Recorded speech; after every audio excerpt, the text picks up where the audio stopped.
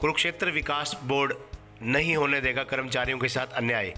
जी हां, कुरुक्षेत्र विकास बोर्ड किसी भी कर्मचारी के साथ अन्याय नहीं होने देगा, ये कहना है केडीबी के सीईओ गगनदीप सिंह का।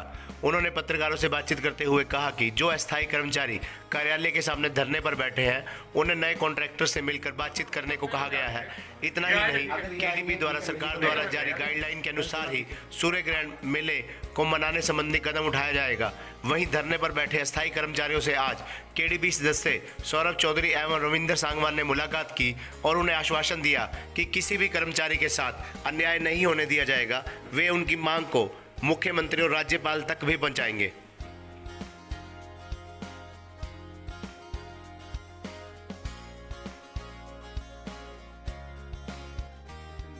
अस्थायी कर्मचारी धरने पर बैठे हैं, आरोप है कि कुरुक्षेत्र विकास बोर्ड ने उनको हटा दिया है जी, तो उसके बारे में क्या कहना चाहेंगे? पहली बात तो ये कुरुक्षेत्र विकास बोर्ड के एम्प्लॉय नहीं है, ठीक है। ये शुलभ जो संस्था है उनके एम्प्लॉय है, ठीक है। तो मैं आपको ये संज्ञान में लेके आना चाहता हूँ कि शुलभ का जो कॉन्ट्रैक्ट था वो अक्टूबर 2019 में समाप्त हो गया था, लेकिन आगे हमारा बहुत बड़ा फेस्टिवल था इंटरनेशनल गीता महोत्सव 2019 का, तो हमने एक्सटेंशन ग्रांट करवा ली थी इस पूरे कॉन्ट्रैक्ट की। और उसके बाद फिर सूर्य ग्रहण मेला आ गया और तब तक भी एक्सटेंशन चलती रही। पैरेलली क्या था कि फिर ये टेंडर किया गया, तो टेंडर करते करते L1 एक सेपरेट एजेंसी जो कि सक्सेसफुली जो कमेटी फॉर्म हुई थी उसमें हो गया।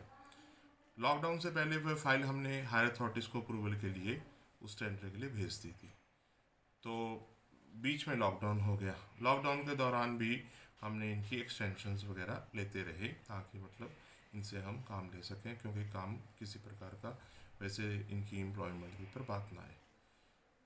अब 2015 को जो आज की डेट है, इसको भी ये एक्सटेंशन पीरियड भी समाप्त हो गया। हमने इनको ये बोला था कि अब नया कॉन्ट्रैक्टर काम करेगा तो आप नए कॉन्ट्रैक्टर के पास अपनी एनरोलमेंट करा लीजिए, क्योंकि हमारे कोई डायरेक्ट एम्प्लॉय नहीं, हमने जो आउटसोर्स कर रखी है वो सर्विसेज आउटसोर्स कर रखी है।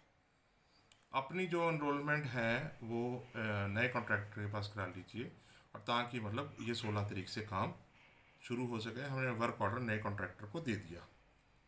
सुबह मैंने आज मॉर्निंग में सारे जितने सफाई कर्मचारी आज धरने बैठे हैं, मैंने इन सबसे मीटिंग पर्सनली कंडक्ट करी, इनको सारी बात एक्सप्लेन करी।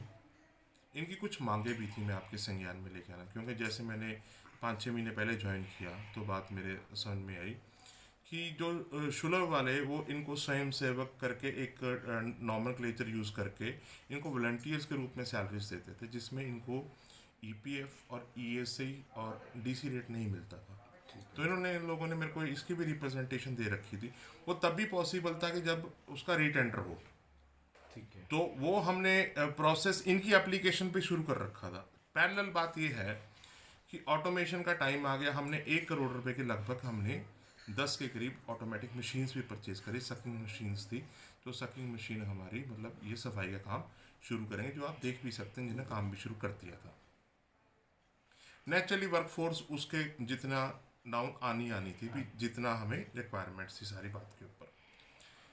आज मॉर्निंग में मैंने इन सबको ये कहा कि जी आप अल्टीमेटली जितने लोग बैठे हैं सामने, आप अपनी जाके अपने ठेकेदार से संपर्क करें, नए ठेकेदार से, और वो नेचुरली वो भी ह्यूमैनिटेरियन ग्राउंड्स पे आपको एंटरटेन कर लेगा, जो मेरे को उम्मीद है।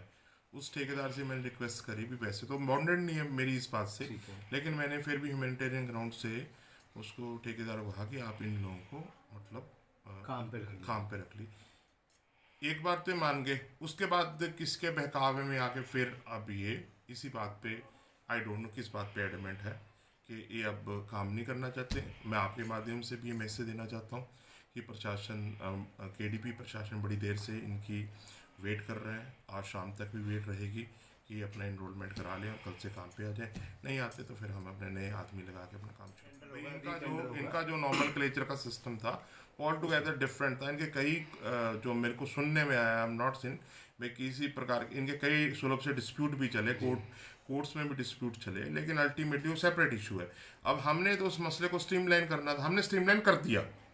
अब जो नए कर्मचारी जहाँ ये अगर नए एनरोलमेंट पे उसके पास जाके ज्वाइन करते हैं, तो अब इनको DC रेट भी मिनिमम मिलेगा, ईपीएफ में मिलेगा, ईएसए मिलेगा, और जो भी लेबर लॉज जो भी गवर्नमेंट दिया नॉर्म्स है उसके मुताबिक इनको सारी। जो धरने पर लोग बैठे वो रोजगार चाहते हैं, प्रशासन भी उनको रोजगार देना चाहता है, कारण समझ नहीं आ रहा क्यों नहीं हो रहा है। बस आप ये तो आप एक भी लोग उनकी हैं, ये आप पूछ डिमांड है सकते कि हैं। जैसे पिछला सूर्यग्रहण मेला था, कुछ ड्यूज उनके तब भी पेंडिंग है अभी जी तक। देखिए ऐसा है, केडीपी के पास हमारा जो सफाई का कॉन्ट्रैक्ट हुआ था वो हुआ था शुल्क से। हमने शुल्क को सारी पेमेंट कर दी हुई, हमारे पास कोई पेंडिंग नहीं। एक सर ये भी है, जैसे लॉकडाउन चल रहा है, लॉकडाउन 4 शुरू हो रहा है, सोशल डिस्टेंसिंग के नियमों की बात हो रही है कि भीड़ इकट्ठी ना हो, 5 से ज़्यादा लोग ना हो। जी। ऐसे में 21 जून को सूर्यग्रहण मेला आ रहा है, तो सूर्यग्रहण मेला क्या लगेगा या नहीं लगेगा, मतलब कुरुक्षेत्र विकास बोर्ड जो हर बार तैयारियां करता है। देखिए आज की डेट में मिनिस्ट्री ऑफ होम अफेयर की गाइडलाइन लागू है। ठीक है। मिनिस्ट्री ऑफ होम अफेयर की गाइडलाइंस में इस तरह के फेयर एंड फेस्टिवल्स करने पे रोक है। ठीक है ठीक है जी। आगामी समय में अगर उस गाइडलाइन में कोई रिलैक्सेशन होगी तो उस गाइडलाइन के मुताबिक आगामी कदम लिए ये जाएंगे। मान लें फिलहाल कुरुक्षेत्र नहीं, विकास बोर्ड फिलहाल की तो तरफ से कोई मिनिस्ट्री तैयारियां ऑफ नहीं, हम कुछ नहीं कर रहे, कोई खर्च नहीं किया जा रहा। नहीं मतलब ही नहीं। मिनिस्ट्री ऑफ होम अफेयर्स की गाइडलाइंस की हमने स्ट्रिक्टली पालना करें। अगर आप ब्रह्म सरोवर पे घूमेंगे तो हमने चारों तरफ से सील कर रखा है, हम किसी बंदे को एंट्री नहीं करने देंगे। सूर्यग्रहण मेले के मद्देनजर कोई भी तैयारी या खर्च कहें जो भी कोई खर्च नहीं किया जा रहा। मैं आपको वही बात, एक सिंपल सी बात कह रहा हूँ कि जब गाइडलाइन रिलैक्स होंगी तो तभी मेले की तैयारियां होंगी। अगर गाइडलाइंस रिलैक्स नहीं होंगी तो we will abide by the government instructions.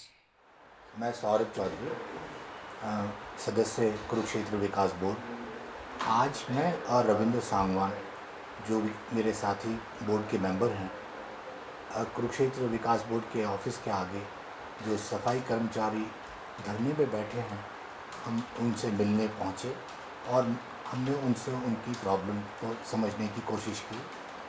जो हमें जो बताया गया था कि उनमें से कर्मचारियों को जॉब से हटाया जा चुका है और उन्हें काम ना करने के लिए कहा गया है।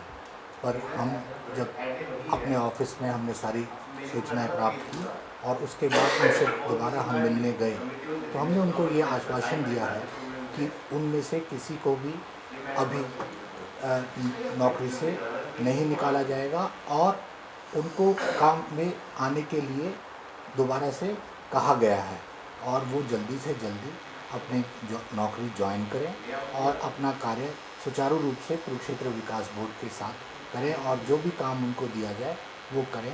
हमने उनके जो नेता हैं और उनको जो रिप्रेजेंट कर रहे हैं मिस्टर सुभाष, उनसे हमारी बातचीत हुई है और उनको हमने ये आश्वासन कुरुक्षेत्र विकास बोर्ड की ओर से भी दिलाया गया है कि उनको जो काम करने के लिए कहा गया वो करें और कुरुक्षेत्र विकास बोर्ड के जो सीईओ हैं उनसे मिलें और अपने आगे के कार्यक्रम जो उनको काम सौंपे गए हैं वो करना शुरू करें। रविंद्र सांगवान, सदस्य कुरुक्षेत्र विकास बोर्ड। कुरुक्षेत्र विकास बोर्ड के सामने जो कुरुक्षेत्र विकास बोर्ड में सफाई कर्मचारी लगे हुए हैं वो धरने पर बैठे हैं और मैं और मेरे साथ कुरुक्षेत्र विकास बोर्ड के हमारे दूसरे सदस्य सौरभ चौधरी जी, हम सभी की उनसे खुल करके बात हुई है और जैसा उनको लगता है ऐसा कुछ नहीं है। देखिए, ये इस समय जो देश के अंदर जो महामारी आई हुई है इसके अनुसार जो लॉकडाउन हमारा चल रहा है वो लॉकडाउन चल जरूर रहा है लेकिन आहिस्ता आहिस्ता चीज़ें आगे खुल रही हैं और आज जो स्नेहित सरोवर है, स्नेहित सरोवर के ऊपर भी आज कर्मकांड करने की वहाँ पर सोशल डिस्टेंसिंग के माध्यम से आज वहाँ पर परमिशन दी गई है। ये जो कर्मचारी यहाँ पर धरने पर बैठे हैं इनको हटाया नहीं गया है और मेरे साथ सौरभ चौधरी जी थे। हम सभी ने उनको निवेदन किया है कि देखिए, आउटसोर्सिंग की ये प्रक्रिया होती है और इस प्रक्रिया के अंदर वो जो पिछला जो टेंडर था उस टेंडर का, आउटसोर्सिंग के टेंडर का कार्यकाल पूरा हो चुका था। अब नई किसी एजेंसी को टेंडर मिला है और जिस एजेंसी को टेंडर मिला है ये लोग वहाँ पर जा कर के वहाँ पर अपनी ड्यूटी ज्वाइन करके और यहाँ पर कुरुक्षेत्र डेवलपमेंट ऑफिस में आकर के अपने काम पर लग सकते हैं, ऐसा हमने उनको समझाया है। और आने वाले समय के अंदर भारत कोरोना से लड़ाई लड़ करके कोरोना से मुक्ति पाएगा और हम आशा करते हैं कि आने वाले समय के अंदर आहिस्ता आहिस्ता सारी चीज़ें ठीक हो जाएंगी।